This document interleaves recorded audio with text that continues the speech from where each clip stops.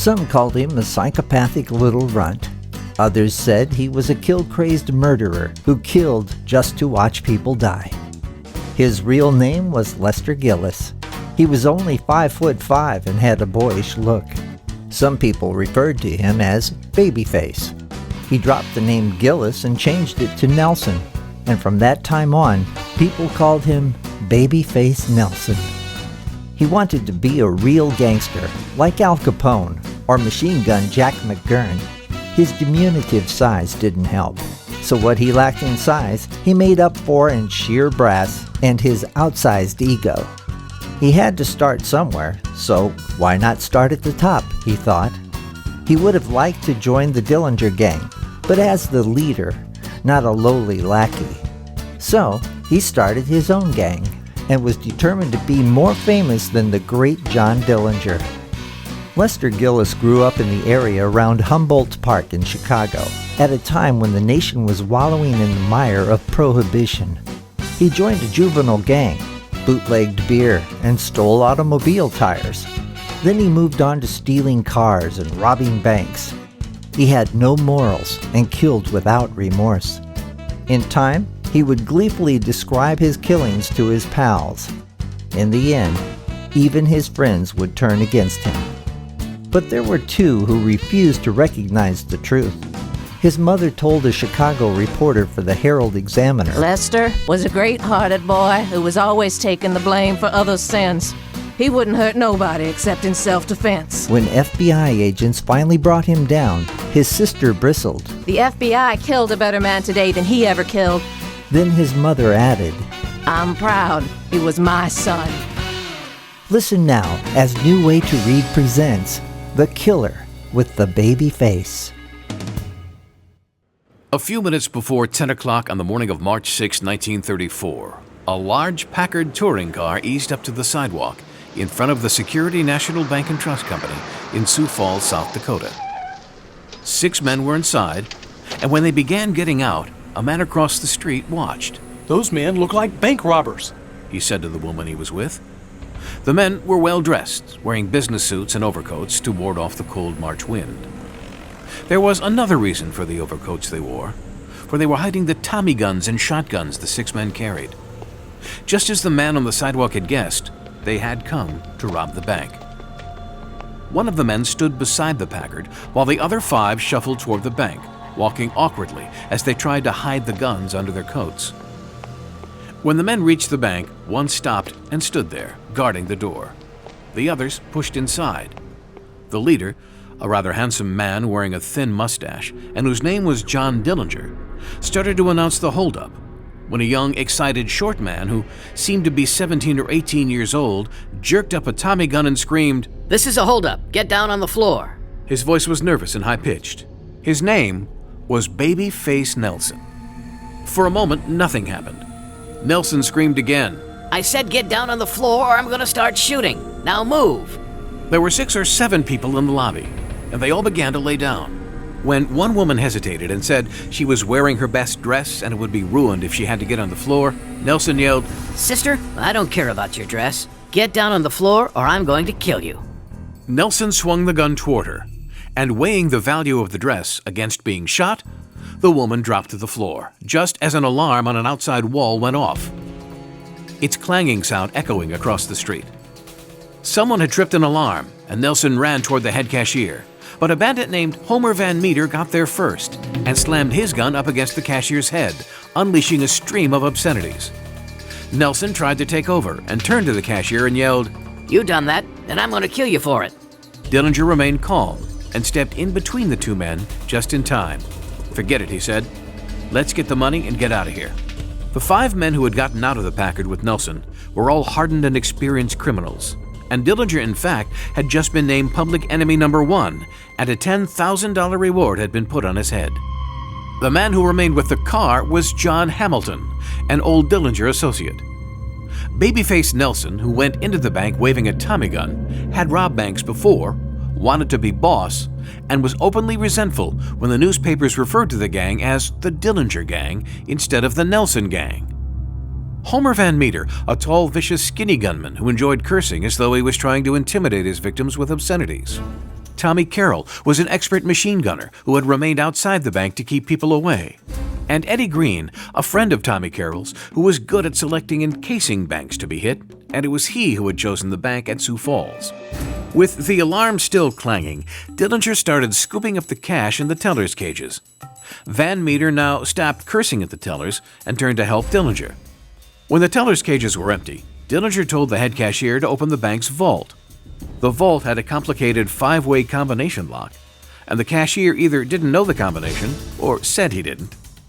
Time was wasted until Dillinger found someone who knew the combination. Nelson was not much help. He was still trying to find the man who would set off the alarm. When I find him, I'm going to kill him. By now, a crowd had gathered around the bank. When Nelson glanced through a window and saw an off-duty policeman named Hale Keith get out of his car and start toward the bank, Nelson leaped over a railing and into the lobby. He jumped on top of a desk and, standing straddle-legged, sprayed a burst of bullets at Keith, shattering the window and hitting the policeman. When Keith crumpled to the street, Nelson turned into a wild man, hopping around on top of the desk and doing a primitive dance and shrieking with glee, I got him! I got him! In the meantime, the crowd outside was growing larger, and it was time to go. The men gathered the money and put it in sacks, while Dillinger and Van Meter began getting hostages together for a getaway. Hamilton had the car ready with the motor running. The other 5 bandits piled inside and put 4 women and a teller named Leo Olson on the Packard's running boards to act as shields should some policemen try to start shooting. As the getaway car started off, a policeman with a rifle punctured the Packard's radiator, but it appeared to do no damage. The car started off slowly with the women and Olson hanging on the running boards. Policemen couldn't shoot for fear of hitting one of the hostages, and they dared not risk wild shots while trying to shoot out the Packard's tires.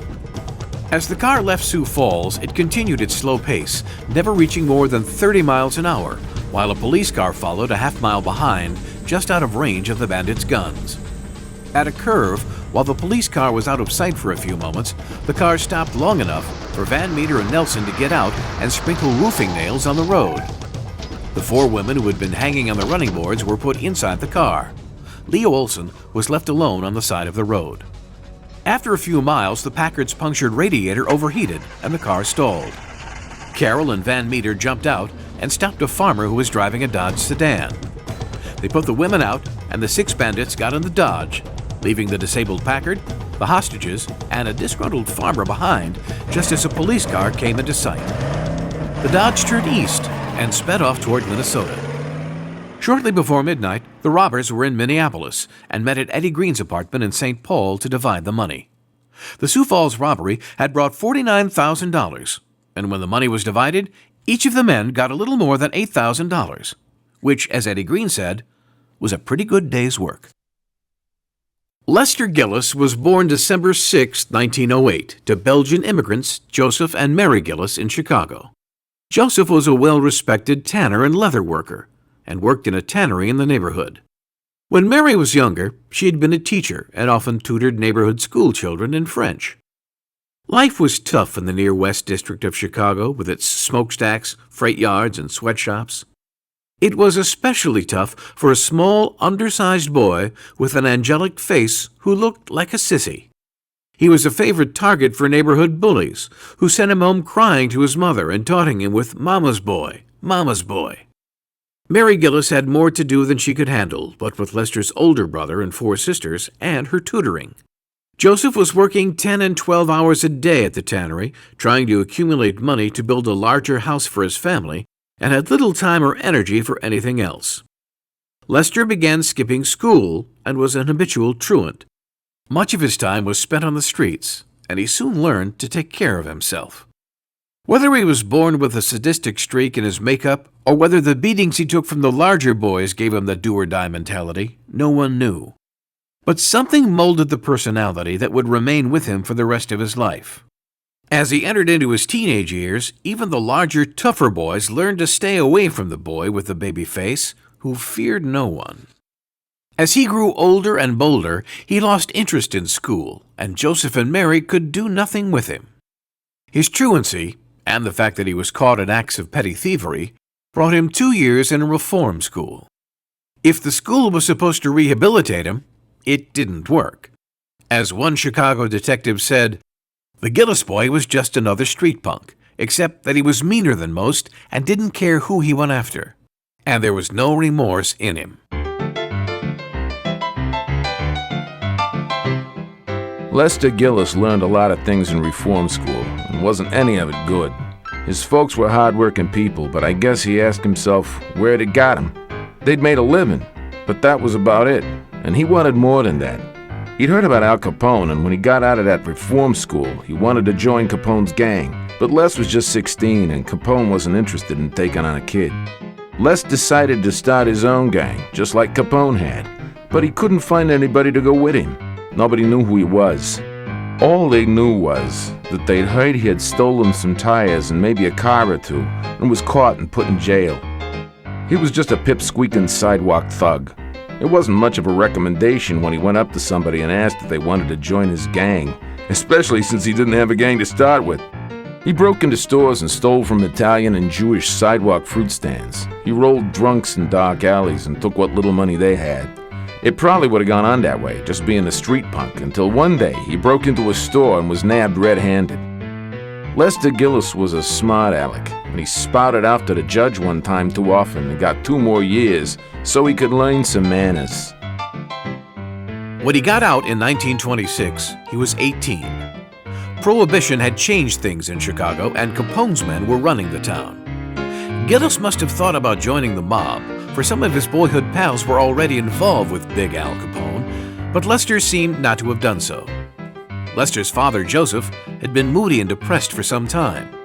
He worried over financial problems and his son's criminal activities. On Christmas Eve 1930, he turned on a gas jet and committed suicide.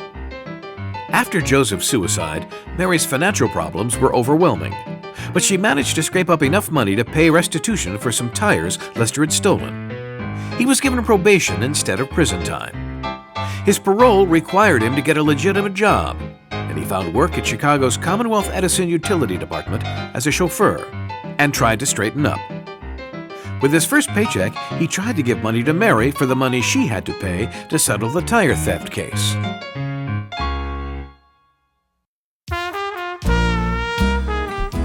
Maybe now it seemed that finally Les was getting on the right track. He had found a girlfriend when he was 19, the first girl he had ever gone out with. Her name was Helen Wozniak, and she was a clerk at a Goldblatt store. She was 15, with dark hair, and small, even smaller than Les. Like Les, she had never dated anyone before. After a few days, they were dating 2 or 3 times a week. There was a popular song about then called "I Met My $1 Million Baby in a 5 and 10 cent store," and he told her that song was written just for her, and she imagined it was true. They were in love, and by September, Helen was pregnant. On October 30th, the couple eloped, and were married in Valparaiso, Indiana. Neither ever strayed into greener pastures, and on the day Lester died, she was by his side. Mary's finances had gotten so bad that she had to sell the family home, and the young couple, now with a baby son they named Ronald, moved in with Les's older sister, Julie Fitzsimmons, and her husband Bob, and their 4 children. Soon, Julie was suspecting that Les was working with bootleggers when he began bringing in a lot more money than the $30 a week he got from his job at Edison. But he kept his mouth shut and changed the subject when Julie started asking too many questions. On January 6, 1930, Babyface Nelson and 4 other men, all bundled up against a cold, bitter wind, knocked at the door of the 20-room mansion that belonged to Charles Richter and his wife Jean on Chicago's exclusive Lakeshore Drive. The men were efficient. 20 minutes later, they left the mansion, taking $25,000 in jewelry with them. There was no identification, except that one man, who was evidently the leader, was short, probably only 5.5 feet. He was soft-spoken, except when he was excited, and then his voice turned shrill and high-pitched. The Richter said he was short, probably no more than 5'6", with light brown hair and well-dressed. Not the kind of man that looked like a criminal. 2 weeks later, there was another home invasion robbery at the home of a wealthy attorney named Stuart Templeton that netted 4 bandits $5,000, again in jewelry. There were 4 robbers, and again the leader was a short, well-dressed man. On Monday, March 31st, the bandits struck again, this time at the Von Bulow estate on the Northside lakefront. And once again, the leader was short, well-dressed, and courteous. The bandits had expected to find a safe with several $1,000s in cash, but were disappointed. They did, however, get away with nearly $60,000 in jewelry.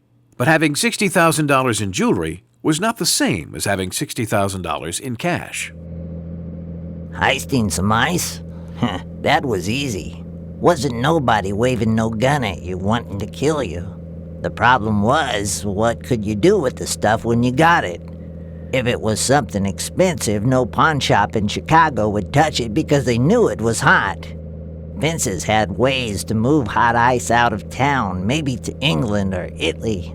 But all you'd get from a fence was gonna be 15 or 20% of what you thought it was worth. So $1,000 piece of ice you might get, maybe $150, $200. And lots of times you'd never even get that much. Shortly after the Von Bülow robbery, Helen and Lester moved out of Julie's home and into their own apartment on 25th Street in Cicero, a few blocks away from the area where Lester had grown up. But in Cicero, they were no longer George and Helen Gillis. Now it was George and Helen Nelson, and they were driving a new Chrysler. Their family had grown too, and within weeks, Helen had a baby girl they named Darlene. After 2 years of marriage, Helen had to have known what Lester was doing. With an apartment and new furniture, a new car, and regular nights out in expensive nightclubs, the money had to come from somewhere. His sister Julie knew too, although she was careful not to ask too many questions. His other sisters knew too, but perhaps just knowing gave them a vicarious thrill, for it was a time when bootleggers, speakeasies, and rum runners were glorified daily in newspapers and newsstand tabloids. A lot of women were attracted to gangsters during those days. They met them in speakeasies and blind pigs, and most of the men they met were nothing more than hoodlums. But there was something about the danger and thrill of associating with the men they met in the fancy nightclubs, who wore expensive suits and drove big cars, that kept the girls fascinated. Prohibition made people think nothing of breaking a few laws by buying and drinking illegal beer and whiskey. College boys hid their bottles under raccoon coats. Flappers danced the Charleston and stuck flasks in their stockings beneath their short and scandalous skirts. Some gangsters had wives and remained faithful, particularly the old-time mafia men who ran their crime empires like a business and went home each night to their wives and families. Others had wives who remained with their men even when they realized they were all living outside the law. Then there were others, Lester Gillis and Helen, Machine Gun Kelly and Catherine, Bonnie Parker and Clyde Barrow, who helped their men escape capture or jail. Others, and particularly Bonnie Parker and Ma Barker, crossed over the line and took part in robbery, kidnapping, and murder, killed and enjoyed it. Those who didn't have wives had girlfriends. John Dillinger had Billie Frechette and Polly Hamilton. Homer Van Meter had Mary Conforti. Harry Pierpont had Mary Kinder. It was only later, when the noose of the law was tightening, that they began to have second thoughts. By then, for most of them though, it was already too late. Most of the girls were treated leniently by the law and courts. Simply harboring a criminal, even a murderer, got only a slap on the wrist. Even the more flagrant women seldom got more than 2 years, and not many ever served even that much time. The words gun mole was used by newspaper reporters to describe the women, and readers pictured them as being tough-talking and flashy, and were usually described as being beautiful, or at least attractive. Helen Gillis didn't like the name mole, and yelled at a Chicago reporter, "Don't call us that, we're ladies."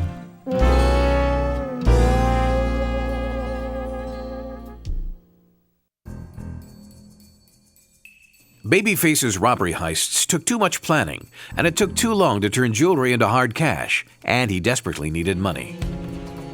On Friday, October 3, 1930, cashier Raymond Franson of the State Bank in Itasca, Illinois, looked up from his counter to look into the muzzle of a .45 caliber pistol.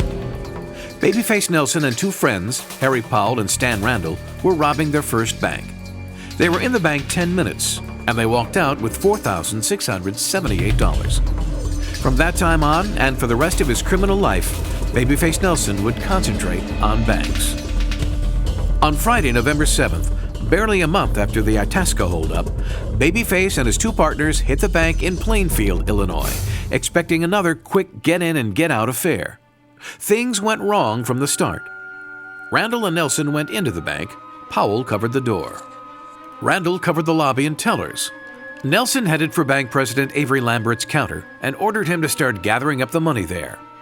A glass screen had been installed between the lobby and the teller stations, and when Lambert didn't move fast enough, Nelson fired a shot at the glass barrier a foot above the bank president's head. The bullet bounced off the glass shield, and Lambert grinned and pointed at the smudge where Nelson's bullet had struck the glass. "Bulletproof glass," he said. Nelson's temper snapped. "You think you're so damn smart," he shrieked. "We'll take this," and pumped a half a dozen shots at Lambert. The slugs bounced off the glass, although one slug ricocheted and the bullet scratched a woman customer. The volley of shots alarmed passers-by. Their second bank job had fizzled out, and the would-be robbers fled. On Saturday, November 22nd, the three men tried again, and this time their luck was better. In the Chicago suburb of Hillside, they took $4,155 without any problems. The Chicago Detective Squad was feeling the heat. 3 high-profile home invasions and 3 bank robberies had police officials and the public demanding that heads roll on the West Side precincts if something wasn't done quick. The problem was that they didn't know where to start. Numerous leads had turned up nothing, and it looked like they were going down a dead-end street. Then they got a break when they heard of a mysterious man with the name Babyface, who had a friend named Randall. It wasn't much to go on, but they didn't have anything better. So they went out on the streets and rounded up a few two-bit hoodlums and grilled them for a while. After a spell with bright lights and a lot of threats, they ended up at Stan Randall's place on North Mozart Street. Agents put a tap on Randall's phone and listened to his calls to his pal Powell, and that led to a certain George Nelson, whose wife was named Helen. From the conversations detectives overheard, it was evident that the 3 men were planning to hold up a bank in Marengo, a small town near Rockford. On Friday the 13th, officers brought in Nelson, Randall, Powell, and their women. In the news stories, Nelson was referred to as Babyface, and reporters had a field day with the nickname.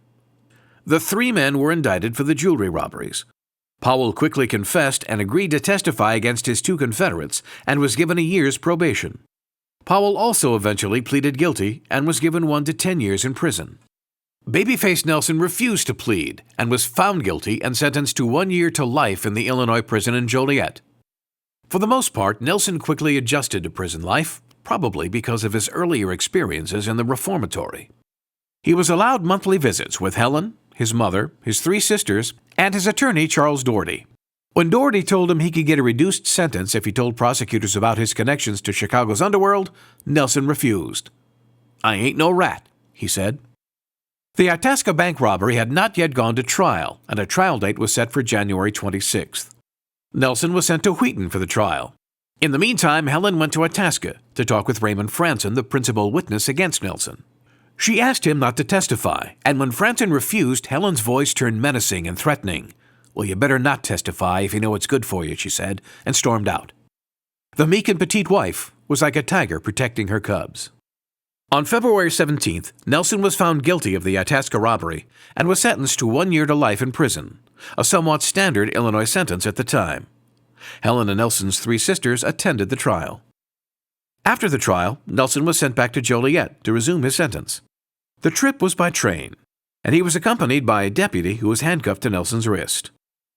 At the Joliet station, when the deputy and Nelson had to transfer to a taxi for the trip to the prison, Nelson suddenly rammed a pistol against the deputy's side and pushed him into the cab. "Drive till I tell you to stop," Nelson told the cabbie. 4 miles outside Cicero, he ordered the driver to stop. Nelson unlocked the handcuffs, put the cabbie and deputy out of the car, and drove away. It had been a clean escape, and to detectives, it was obvious that the escape had been engineered by one or all of Babyface's sisters. Later, Julie said it had been Leona who had slipped the gun to Nelson when he and the deputy were boarding the train. Leaving Helen and the children in the care of Lester's sisters, Babyface went to Reno, Nevada for a few weeks until he found a contact with West Coast mob boss Joe Parente, the king of the West Coast rum runners. Parente's headquarters were in Sausalito, in Marin County, north of San Francisco, and he quickly found a spot for Nelson in his organization. Nelson brought Helen and their son Ronnie to Sausalito, where they rented a house under the name of Jimmy Burnett.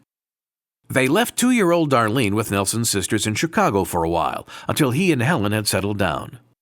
And it was there, while working with Parente's mob, that babyface Nelson met John Paul Chase. John Paul Chase was 30 years old when he first met Lester, and the two men, even if they were 7 years apart, took an instant liking to each other. Chase was handsome and sometimes mistaken for a movie actor. He was slim and easygoing, and if he liked you, he was a loyal friend. He stuck with Les even in the hard times, and was with him when he was killed. John Paul had worked with Fatso Negri, another member of Parente's mob, and Nelson, Chase, and Negri became Parente's security team. They guarded liquor shipments and kept hijackers away, and did just about whatever Parente needed. By the early 1930s, the gangster era was in full swing. The dapper gangsters, wearing their tailor-made suits and driving high-powered cars, had captured the fancy of the public. One result of this was a proliferation of pulp magazines in drugstore newsstands, with titles like Startling Detective, True Detective, and Famous Detective Cases.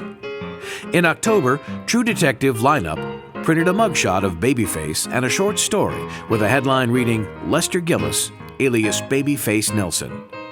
When Babyface saw the photograph in the magazine, he picked up Helen and the two children and was out of Sausalito and back in Reno by the next morning. For several months, Nelson, Helen, and the children remained in Reno, and very little is known of what Babyface did there, except that he kept out of headlines and out of trouble. And the mugshots failed to create a problem, for the country was awash with crime, and the papers had bigger fish to fry. Brooklyn Daily Eagle, December 18, 1831. Jack Legs Diamond slain after acquittal.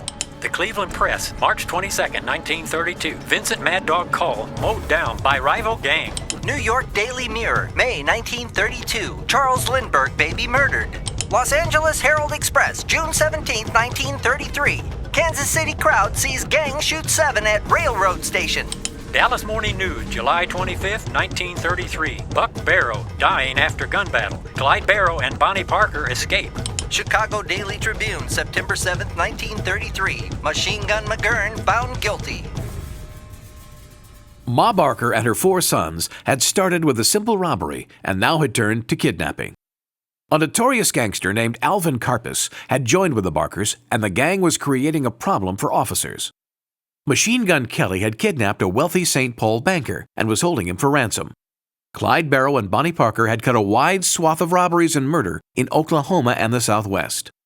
John Dillinger had been captured in Tucson, Arizona, and was in a Crown Point, Indiana jail. It was in this context that Babyface Nelson was trying to recruit a gang of experienced and professional bank robbers. A few days later, he was in St. Paul, Minnesota.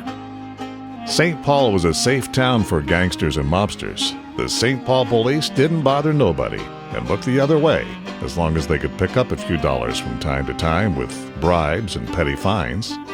The city was crooked all the way from the street policemen on their beats to the mayor and the vice mayor. The only thing the city wanted was that none of their so-called guests caused no trouble in the city itself. For a few days, Lester and Helen, with baby Ronnie, stayed at the St. Francis Hotel. The St. Francis was a stopover point for touring celebrities, and Helen and Babyface mingled with the other guests in the St. Francis lobby, bars, and dining rooms, and Helen particularly loved it. She loved to read movie fan magazines, and now she was seeing people like Cary Grant, Clark Gable, Ginger Rogers, Mae West, and a dozen others, and was thrilled when she talked with them and watched them make a fuss over little Ronnie. While Helen was spending much of her time in the hotel, Lester was trying to recruit men to join the new bank robbing gang he wanted to start. He met Tommy Carroll, a self-styled Tommy gun expert, who quickly signed on. So did Eddie Green, who had gotten a well-earned reputation as a jug marker, a man who searched out banks and knew which ones were vulnerable and how much money they had in their vaults. Carroll and Green were both well-versed in their profession and began teaching Nelson the finer points of bank robbing.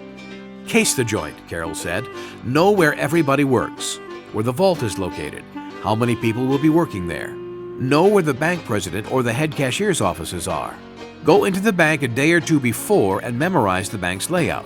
Then plan a getaway route. Now when you go in, Eddie Green added, pop off a few slugs into the ceiling to get everybody's attention. Herd everybody into a corner in the lobby so there won't be nobody coming out of an office to surprise you. Get the cash in the teller's cages, get the money in the vault, and get out.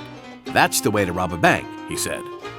Nelson got in touch with two Eddies, Eddie Doyle and Eddie Benz, two Chicago and St. Paul underworld figures, and they agreed to go along. Benz had been robbing banks for 10 years, and Doyle was only a small-time hoodlum, but everyone liked him, and Nelson thought he showed promise. When Nelson told everyone that he was going to be in charge and he would give the orders, no one objected. Nelson was getting the gang together, but the man he really wanted was John Dillinger. That was going to take time. Dillinger had been captured in Tucson and sent to Crown Point, Indiana, where he was still in jail, even though there were rumors in Chicago that Dillinger's right-hand man, Homer Van Meter, was getting ready to bust him out. Van Meter was probably the most experienced man of all of Nelson's contacts, and Nelson went to see him. Van Meter told him that he and Dillinger might be able to join forces with Nelson's men, but told Babyface that Dillinger would not be taking any orders from anybody, and they'd have to work together. Van Meter said there was nothing he could do, however, until he had Dillinger out of the Crown Point jail. Van Meter had worked with Dillinger from the beginning, and was considered by most to be Dillinger's right-hand man. Van Meter's rap sheet included bank robbery, car theft, public drunkenness, and disorderly conduct. But Nelson liked him and was willing to forgive him for his transgressions. Things were moving slowly, but the gang was growing and a larger headquarters was needed. Nelson had heard of Long Beach, Indiana, a quiet resort town some 50 miles east of Chicago on the shores of Lake Michigan that could be a rendezvous for the gang. He drove to Long Beach, liked the town, and rented a large cottage there. For several days, Nelson and Helen met with the members of the gang and their wives and girlfriends. The neighbors were sure it was a family reunion as they watched the women grill hamburgers and roast hot dogs. They didn't know, of course, that the men were planning a robbery at the People's Savings Bank in Grand Rapids. On August 19th, Nelson, Eddie Benz, Freddie Monahan, Earl Doyle, Charles Fisher, and Tommy Gannon drove to Grand Haven and parked their car near the bank. Freddie Monahan was driving the car. Almost at once, things began to go wrong. Cashier Arthur Welling tripped an alarm. As the alarm blared, Edward Kinkema, owner of a furniture store next door to the bank, grabbed a Remington repeating shotgun and ran outside. When he saw Freddie sitting in the outlaw car with the motor running, he pointed the shotgun at Freddie, and Freddie saw him. Freddie shoved the car in gear and sped off, with the car's tires throwing gravel before Kinkema could shoot. In the bank, things weren't much better. Gathering as much money as they could, the bandits forced the bank's employees to act as shields while they got to their car. Nelson, Benz, and the others didn't know that Monahan had already left with the car and were bewildered when they couldn't find either Monahan or the car. Leaving the hostages, the bandits scattered. Kinkema was shooting with a shotgun, and 2 county officers had arrived, and they were shooting at the fleeing bandits too. Doyle was shot in the hand and fell to the ground, breaking his leg as he fell. Members of a makeshift posse pounced on him, but he was dragged away before they could kill him. The remaining bandits reached the street and commandeered a passing car and left. They had only managed to get $3,500, not the $100,000 they'd expected. As for the hapless Freddie, who had so ignobly deserted his friends, Nelson promised the others that he would personally see that Freddie got what he deserved. Later, when anyone asked about Freddie, Babyface would only say that Freddie would never run out on anybody again. Nelson was not the only person having problems. John Dillinger was still in jail. The 30-year-old bank bandit had burst upon the scene in 1924 with an armed robbery. He was caught, convicted, and sent to a reformatory. When he was released, he again turned to robbery, but was soon beginning to make a name for himself as a bank bandit. Then, on March 3, 1934, the New York World Telegram covered the story with a front-page headline. Dillinger flees jail with toy gun. Crown Point, Indiana, March 3rd. John Dillinger, one of the most dangerous desperados ever to terrorize the Middle West, made an amazing escape from the county jail with the aid of a wooden pistol. A huge police force was immediately mobilized to recapture him under orders to shoot to kill. The man, who was known as Public Enemy No. 1 in Chicago, fled in an automobile owned by the county's woman sheriff, Miss Lillian Hawley. He carried with him 2 hostages and a Negro murderer. Armed with 2 machine guns and a pistol, Dillinger headed north out of Crown Point. Within an hour, 3 states were spreading a net in which they hoped to trap the desperate fugitive. The net the police were casting was not effective. The 3 states covered a wide area, and communications were slow and awkward, and no one knew where Dillinger would go. In fact, Dillinger had put his hostages out of the sheriff's car and drove to St. Paul, where Van Meter and Hamilton were waiting. The 3 men then drove to Long Beach, where Nelson and Chase met them. Everybody needed money. Nelson's backup money was almost gone. Dillinger needed money to break his friends out of their Ohio jails. Eddie Green, the Nelson gang's jug marker, had marked 2 prosperous banks, one at Sioux Falls, South Dakota, and another at Mason City, Iowa. Both, Green said, could be taken with 5 or 6 men. On March 6, 1934, and just 3 days after Dillinger's escape at Crown Point, the gang hit the Security National Bank and Trust Company in Sioux Falls, South Dakota, 275 miles west of St. Paul. They were driving a stolen Packard touring car and parked beside the bank. The weather had been cold, and the fact that the men were all wearing overcoats was not unusual, although if anyone had noticed, the coats seemed a little more bulky than usual. The reason was simple. Each of the men carried guns beneath their coats. 8 minutes later, the men left the bank with 5 hostages hanging onto the Packard's running boards. The haul had brought them $50,000, and each man's share amounted to a little more than $8,000. Dillinger's major concern was that Babyface had killed a policeman during the robbery. Dillinger himself had avoided shooting law officers, for he knew that it would bring retribution to the gang. But what had been done, and the take had been good. He, Van Meter, and Hamilton decided to take one more chance with the hot-headed Babyface Nelson. 7 days later, on Tuesday, March 13th, Eddie Green and Homer Van Meter drove into Mason City, Iowa, 150 miles directly south of St. Paul. Green was enthusiastic. The bank was going to have $250,000 in cash tomorrow as they drove past the First National Bank. Mason City was a prosperous small town in rich farming country with a good industrial economic base. Several large payrolls were handled each week at the bank. That night, Green and Van Meter spent the night in the YMCA. After a late breakfast and checking out their getaway route, they took their Buick to a gravel pit 4 miles southeast of town and parked where it was hidden from prying eyes. Shortly before 2 o'clock, another large car nosed into the gravel pit alongside the Buick. Green and Van Meter waited, while Babyface Nelson, John Dillinger, John Hamilton, and Tommy Carroll got into the car. 20 minutes later, they were at the First National Bank. Babyface would stay near the car in an alley behind the bank. Tommy Carroll would remain outside in front of the bank. Dillinger, Van Meter, Hamilton, and Green would go inside, get the money, and gather hostages to use as shields for the getaway. Despite all their preparations, things didn't work smoothly. When Bank President Willis Bagley saw the 4 men enter the bank with drawn guns, he ran into his office and locked the door. Van Meter set a bullet through the door, but the door remained barred. Despite Eddie Green's initial work in checking out the bank, his work had not been thorough enough. The bank lobby was large, with a 24-foot-high ceiling. A mezzanine-like balcony ran across the front of the bank, with offices on the mezzanine. The spate of bank robberies in the Midwest had alarmed banks, and a few had taken steps to protect their depositors' money.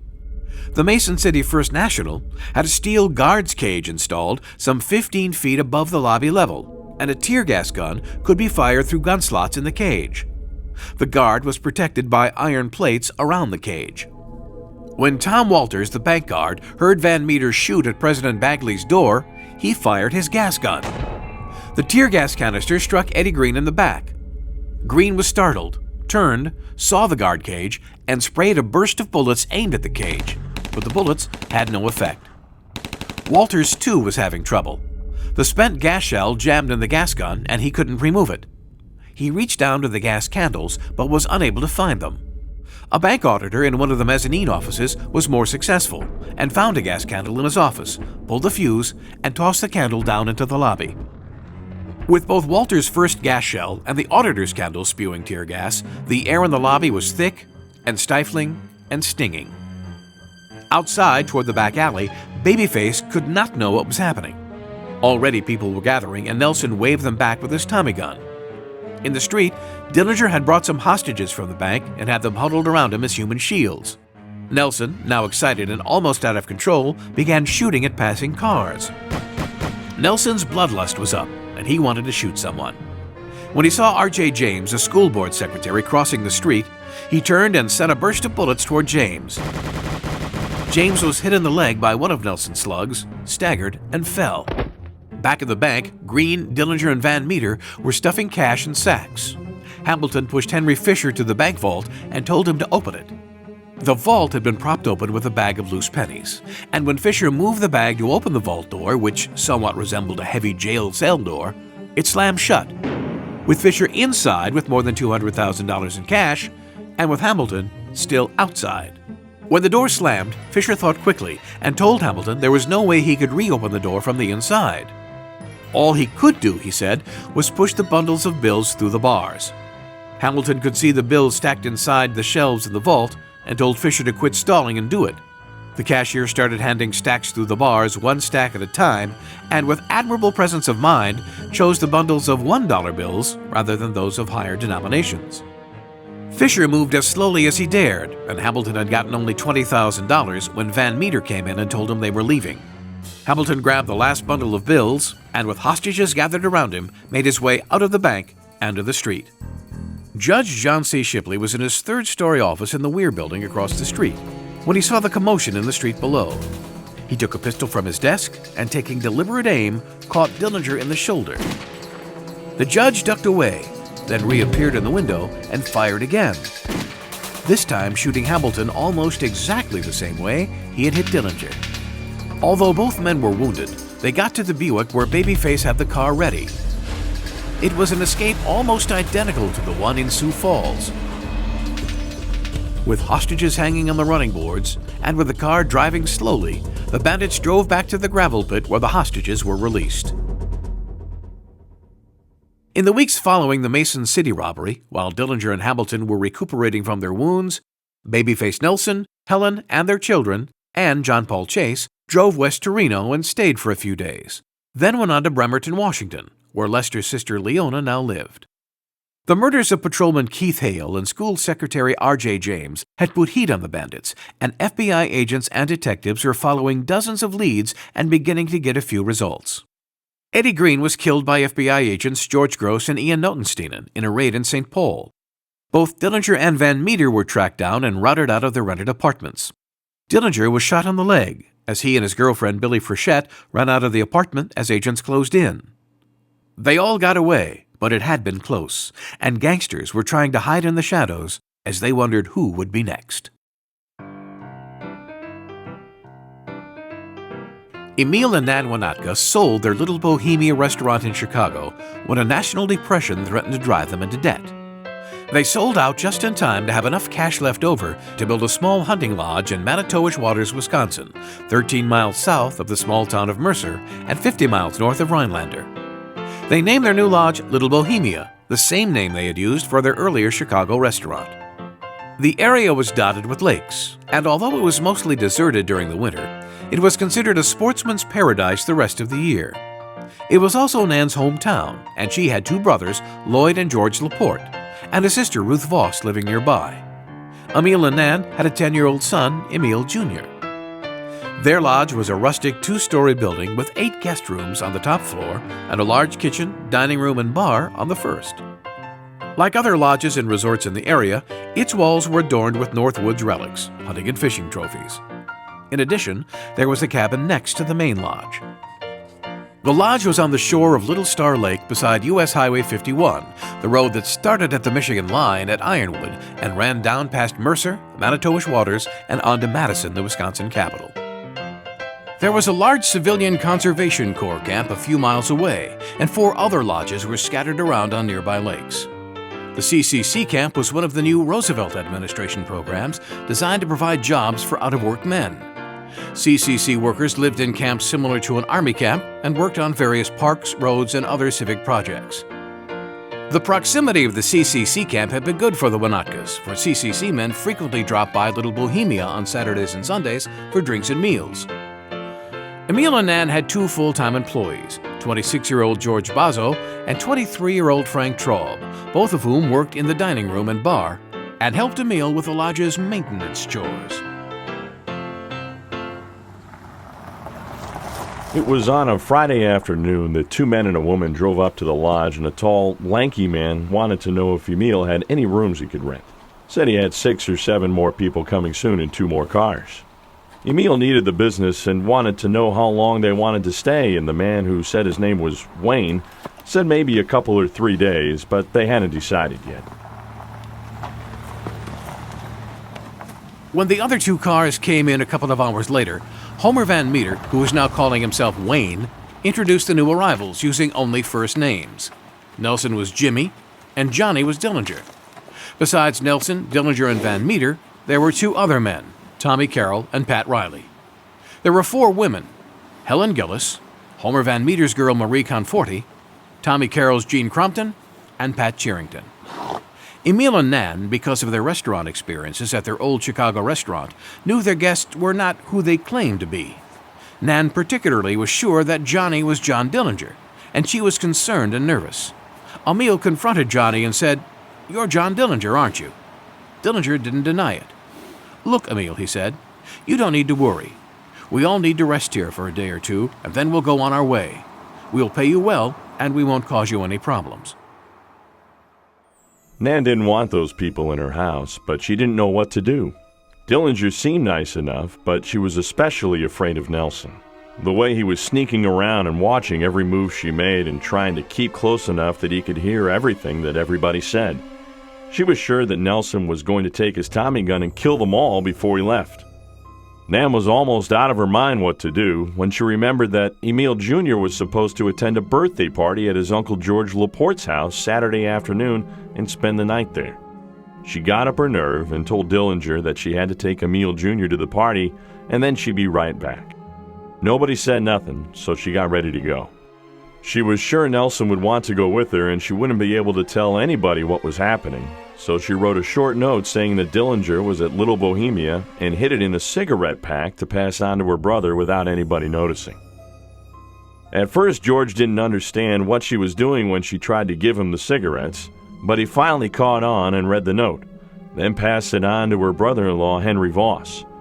Henry and Lloyd Laporte, who was another of Nan's brothers, drove to Rhineland 50 miles away, where they called the FBI office in Chicago and told Melvin Purvis John Dillinger and Babyface Nelson were at Little Bohemia. Melvin Purvis, who would make himself a name 3 months later when he and his G-men killed John Dillinger in front of the Biograph Theater in Chicago, was the agent in charge of the Chicago FBI office. He swung into action as soon as he hung up the phone. He chartered an airplane to St. Paul and ordered 5 agents to fly to Rhinelander immediately. He chartered 2 twin-engine planes at the Chicago airport, each plane capable of carrying 6 agents, and selected 11 men to go with him by plane. The FBI would have 17 agents in the air by Saturday afternoon. The planes were scheduled to land in Rhinelander about 6:30. From there, it would take another hour and a half to reach Little Bohemia.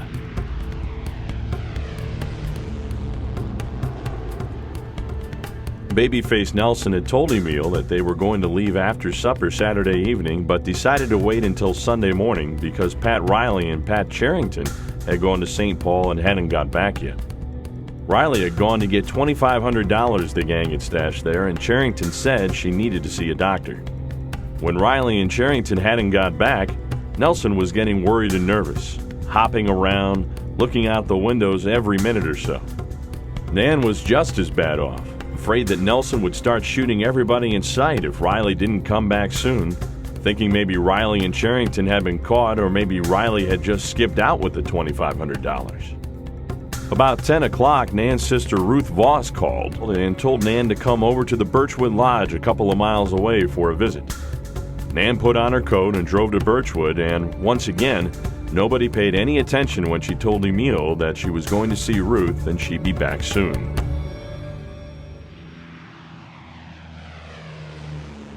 The FBI agents reached the Rhinelander airport shortly after 6:30 and left one agent to set up a command post at the airport. It took another hour to secure cars for the trip to Little Bohemia and put on bulletproof vests.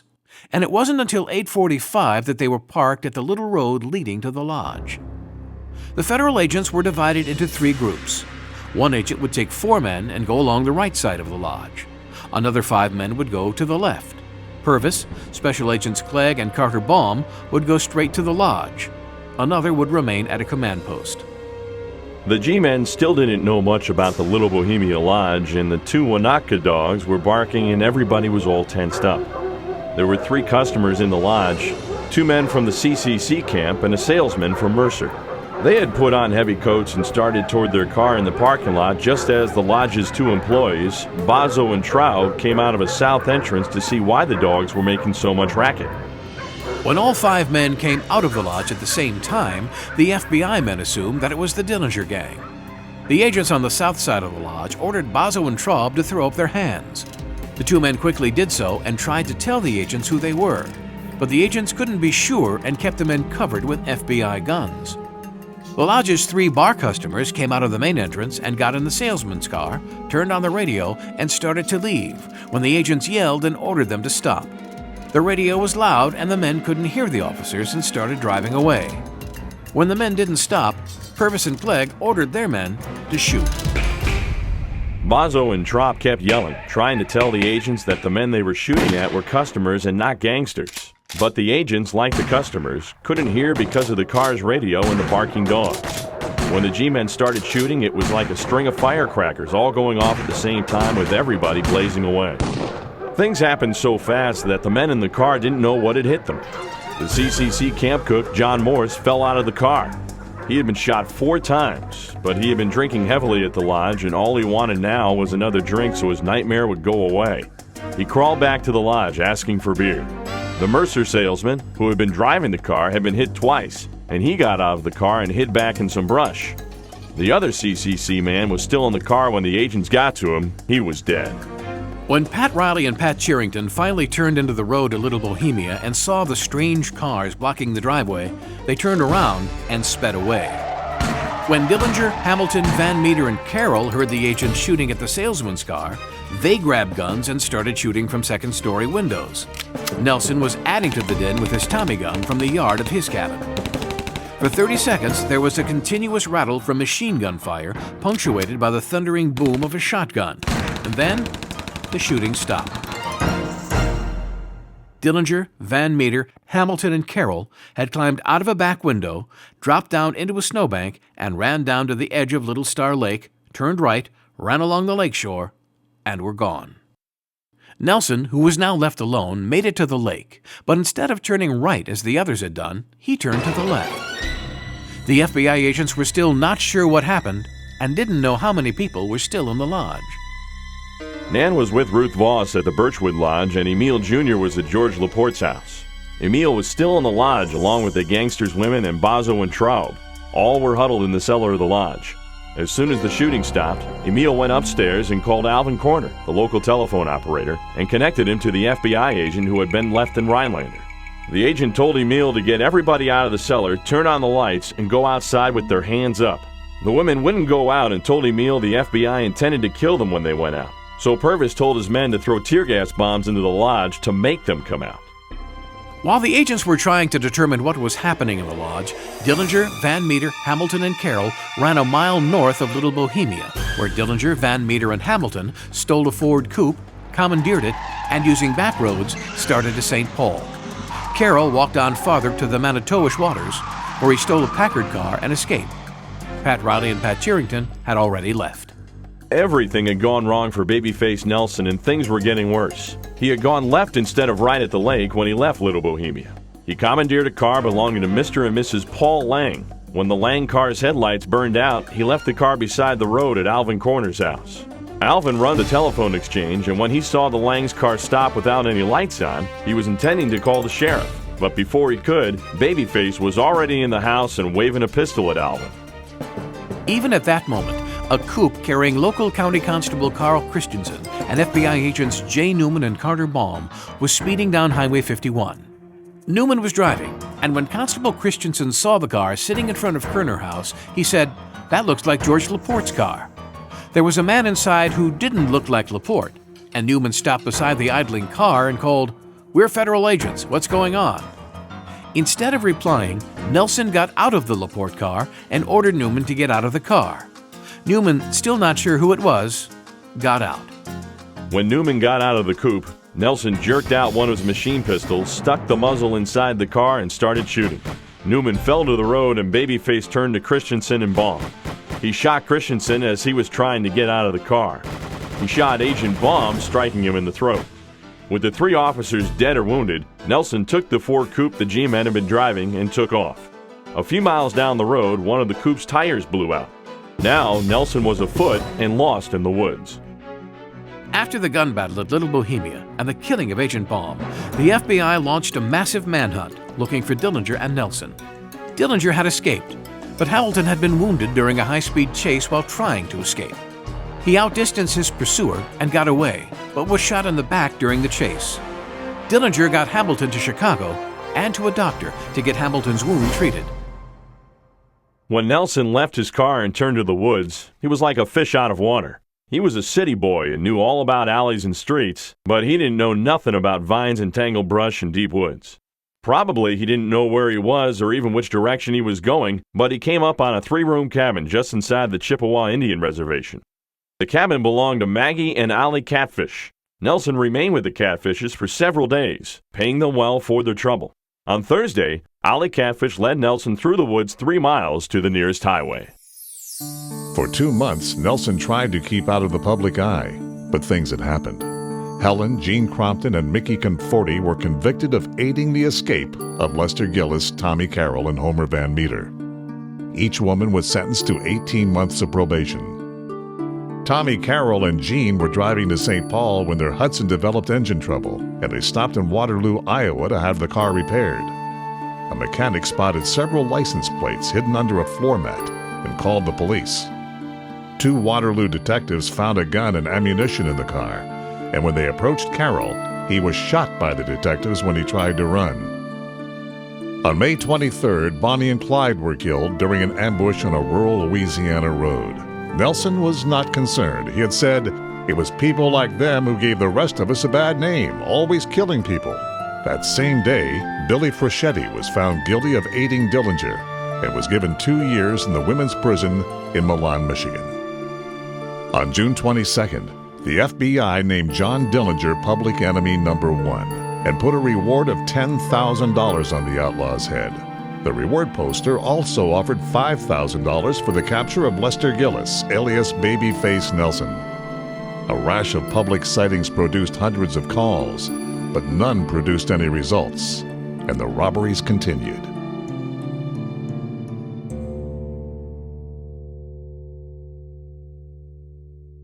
It was about noon Saturday, June 30th, when Homer Van Meter, Babyface Nelson, John Dillinger, Pretty Boy Floyd, and Jack Perkins held up the Merchants National Bank in South Bend, Indiana. Van Meter insisted the haul would be 6 figures, well over $100,000. He promised it would be the last robbery they would have to pull, and it would allow them to disappear into obscurity with enough money to live the rest of their lives as wealthy men. Only one part of that would be true. It would be the last robbery they would ever do. They came in with a big Hudson sedan and parked in front of a jewelry shop. The 5 men entered the bank, and Dillinger stepped out into the lobby. "This is a holdup," he shouted. And Pretty Boy Floyd followed up with, "Everybody lay down on the floor," and fired a Tommy gun burst into the ceiling. The shots momentarily stunned the bank's employees and customers. Some quickly dropped to the floor. Most, however, ran to the back of the bank, looking for offices and restrooms where they could hide. Nelson was doing the best he could trying to keep the bank's 27 employees and customers in a single group, but was finding it difficult. Dillinger and Jack Perkins were already in the teller's cages, stuffing money in some flour sacks they'd brought with them. South Bend Patrolman Howard Wagner, who'd been directing traffic at an intersection in front of the bank, heard the shots and ran toward the bank with his pistol in his hand, and Van Meter shot him. Other officers, now aware of the shooting around the bank, began gathering. Things were getting out of hand, and Nelson fired a few bursts over the heads of the growing crowd. Harold Berg had stepped outside his jewelry shop to see what was going on, then ran back into his shop and got a small .22 caliber pistol. When he saw Nelson aiming his Tommy gun at one of the officers, Berg aimed and pulled the trigger. The small bullet couldn't penetrate the steel vest Nelson was wearing, but it gave him a jolt and spun him around. Nelson saw Berg and sprayed bullets in his direction, smashing the shop's windows. Berg wasn't hit, but a bystander on the sidewalk was creased by a bullet. 2 more officers had arrived, and during the confusion, the hostages in the bank scattered. With the hostages loose, the bandits grabbed the money sacks and broke for their car. Officers began shooting at the Hudson, hoping to get one of the bandits. One cop slug hit Van Meter as he was trying to get into the car. Nelson pushed Van Meter over to the passenger seat and slid under the wheel with Floyd, Dillinger, and Perkins in the back seat. 2 police cars followed the Hudson out of town, but Nelson lost them after a few miles. 1 patrolman had been killed. 7 people had been hurt. The haul had been $28,439 according to bank records, not the $100,000 Van Meter had hoped. It would be the gang's last robbery, and events now were moving at a rapid pace. July 4th, John Dillinger meets Polly Hamilton and Anna Sage. July 10th, Babyface and Helen go west, and Babyface kills 2 troopers. July 22nd, John Paul Chase, who had holed up in a rooming house in Chicago, walks a few blocks away to see John Dillinger dead in an alley beside the Biograph Theater. A woman the newspapers called the Woman in Red fingers him to the FBI and local authorities. On August 23rd, Homer Van Meter stopped at an automobile dealership in St. Paul. When he got out of his car, 4 policemen driving in an unmarked police car pulled up. The officers had been waiting for him, for they came in with sawed-off shotguns and machine guns. When Van Meter saw the officers, he fired 2 quick shots at them and ran into an alley. It was a dead-end road, and there was no way out. Homer Van Meter died in the blind alley, shot to pieces. On October 22nd, Pretty Boy Floyd was tracked to a farm near Wellsville, Ohio, after a citizen's tip. FBI agent Melvin Purvis sped to Wellsville with 3 special agents. There, he picked up 4 local officers, and they started a search along back roads and farms along Highway 30. At a farm owned by Ellen Conkle, one of the local officers saw Floyd hiding behind a barn. When Pretty Boy saw the officers stop, he started running across an open field toward some woods a few hundred yards away. The agents had been ridiculed so many times for letting their man get away that they took no chances and opened fire. Pretty Boy was shot as he ran across the field, trying to find shelter in the woods only a few feet away, and never made it to the woods. He died in the field, shot twice with a high-powered rifle, 500 yards away. One by one, the nation's most notorious gangsters were dropping like flies, and Nelson must have felt that his time would be coming soon. There were days of nothing, running from one place to another, trying hard to keep one step ahead of the FBI and local police officials who wanted to be the ones who brought down the famous desperado. The thrill Babyface Nelson had once found so exciting had worn thin, and he was becoming bitter and thinking more and more of vengeance for all the wrongs he felt he was undergoing. "I don't care anymore," he said. "I'm sick of them hunting me and my wife like we were animals. I'm going to kill them all before they get me." It was then that he realized that he, like Homer Van Meter, was traveling down a dead-end street, and the end was growing nearer. Chicago papers were featuring sensational gangster stories on a daily basis, and the heat was on for Nelson and others like him. Nelson, Helen, and John Paul Chase remembered the Lake Como Inn, a small resort they had visited before in Lake Geneva, Wisconsin, some 60 miles north of Chicago. Perhaps there they could go unnoticed. The next day, and driving a stolen black Ford V8 with license plate number 639578, the trio approached the inn. As they were parking, Nelson noticed 2 strangers loitering on the porch, and instinct told him the men were FBI agents. He, Helen, and Chase turned around and started back to Chicago, but not until an alert agent had noted the Ford's license plate and telephoned the Chicago Bureau with both the car's description and the license number. Nelson's instincts had not failed him. The FBI had staked out the inn. One group of agents were already there, and it was their men Nelson had spotted on the porch. Meanwhile, 4 more agents were on their way from Chicago, Two, William Ryan and Thomas McDade, were already on the road driving a Ford coupe. Two more agents, Sam Cowley and Herman Hollis, were following in a blue Hudson. As Ryan and McDade went through Fox River Grove, about 40 miles north of their Chicago office, they spotted a black Ford with two men and a woman inside. They were able to make out the last three numbers of the license plate, 578, as the car flashed by. When Nelson saw the two men in the coupe staring intently at his Ford, and when the coupe's brake lights went on, he knew it was the FBI. Ryan, who was driving the FBI car, made a U-turn and pulled behind Nelson's car, both cars now traveling south toward Chicago. Nelson made another U-turn, and the FBI car followed. Both cars now were traveling north again, and once again, both cars turned. But this time, Nelson managed to get behind the FBI car. Both cars roared back down Fox River Grove, with Nelson now pursuing the FBI car back toward Barrington and Chicago at 50 miles an hour. Chase was holding his Tommy gun out of the right window and was shooting, while Nelson kept shouting, "Kill him! Kill him!" Chase shattered the agent's rear window with a burst from his submachine gun. McDade, shooting backwards toward the Nelson car 50 feet behind him, was firing, trying to puncture the radiator.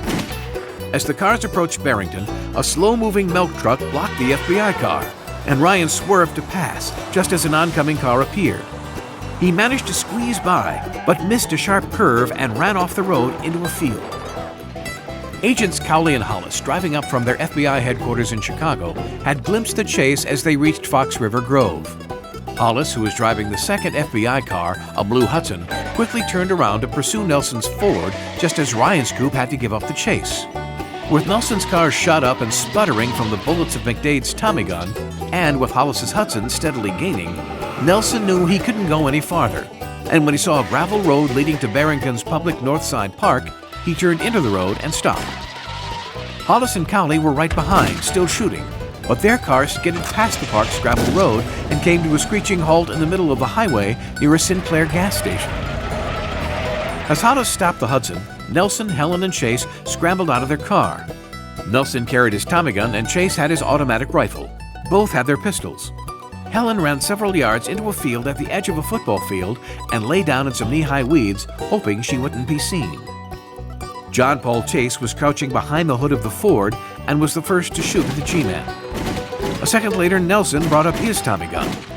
Both Hollis and Cowley had gotten out of their Hudson and sought shelter behind the car. Cowley was using his Tommy gun. Hollis had a repeating 12-gauge shotgun. In the first exchange of shots, Nelson suddenly clutched at his side and staggered as one of Cowley's Tommy gun slugs hit him in the stomach. It was the first time Babyface had been shot, and he may not have known how seriously he'd been hurt. He turned to Cowley, emptied his Tommy gun at the agent, and reloaded it when the gun jammed. Chase had been shooting one of the repeating rifles that had been lying on the back seat of the Ford. Now Nelson got another rifle from the seat and went back to the fight. The G-men had not fared very well. Nelson had hit Cowley in the side, then turned toward Hollis when Cowley fell. Hollis swung his shotgun on Nelson and squeezed the trigger. The buckshot hit Nelson in the legs and slammed him to the ground, but Babyface was back on his feet in a split second, his face contorted with rage. Like a Frankenstein monster, he picked up his automatic rifle and, holding it at waist level, stalked slowly and deliberately down the park road toward the agent's car, pouring round after round into the FBI car and Hollis and Cowley, both of whom were already on the ground and mortally wounded. When he was sure that Hollis and Cowley were not moving, he got in the agent's blue Hudson and yelled for Chase and Helen. By then, Nelson was too weak to do more. Chase got him in the back seat of the Hudson. Helen ran in from the wheat patch, got in the back seat, and cradled Babyface's head in her lap as Chase took the Hudson back toward Chicago. Both Cowley and Hollis were taken to separate hospitals. Both died. Hollis had been hit with 3 separate gunshots. Cowley had been hit numerous times and died 8 hours later. Nelson was growing weaker by the minute, but was able to give John Paul Chase directions to a bungalow in Wilmette, where he said he could stay until he had time to recuperate. Neither Helen nor Chase knew anything about the bungalow or the people who lived there, and Nelson had to spell out directions, even as he kept going in and out of comas. When they reached a small house at 1627 Walnut Street, Nelson told them to stop. Helen and Chase got Babyface into the house and on a bed. Nelson's breathing became shallow and rasping, and there were only brief moments when his speech was lucid. His clothing was blood-soaked, and Helen tried to wipe the blood from his face. And finally, Babyface tried to turn to her, and she heard him say, "It's getting dark, Helen. I can't see you anymore."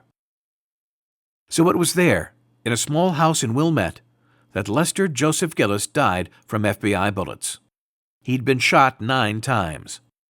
He passed away at 7:30 in the evening of November 27, 1934, with Helen by his side. The house at 1627 Walnut later proved to be owned by a man named Henderson, who was an unemployed truck driver living on relief checks. His connection with Babyface still remains in doubt, although Helen thought he might have been a rum runner occasionally employed by the Capone mob. Henderson had to have known who Babyface was, and when the news of the Barrington gunfight broke, he was frantic and demanded that Chase get the FBI car and Nelson's body away from his house. Chase promised and said he'd get rid of the car first. Chase, however, did not know where he was or where he should go, since Nelson had been giving directions and he had simply followed Nelson's turn here or go right orders. So Chase had no idea of where to dump the car, so he began driving aimlessly, driving down one street and then another, looking for a place to drop the car. After a while, the car ran out of gas. Chase pulled to the side of the street and flagged a cab. Chase knew there was nothing else he could do for Babyface and had no reason to stay in Chicago. He caught a train to California that same night. Helen was left alone with Nelson's body, frantic with grief and fear. Not knowing what to do, she waited for Chase to come back. When Chase didn't return, Henderson told her he would have a man coming in who would take Nelson's body away. When the strange man, and Helen never did know who he was, arrived, he helped her get Nelson's clothes off and wrap his nude body in a blanket. They got the body in the stranger's car and drove a few miles to Niles Center, where they left Nelson's blanket-wrapped body at a curb at St. Paul's Cemetery. A formal funeral took place Saturday, December 1st, 1934, at Sadowski's funeral home, with 200 morbid thrill-seekers attending, along with a dozen newspaper reporters and federal agents, all trying to find anyone among the mourners they might recognize. He was interred at St. Joseph Cemetery in River Grove in a Gillis family plot. Babyface Nelson was 26 years old. Helen Gillis was sentenced to a year in prison after the Barrington shootout. When her sentence was over, she returned to Chicago.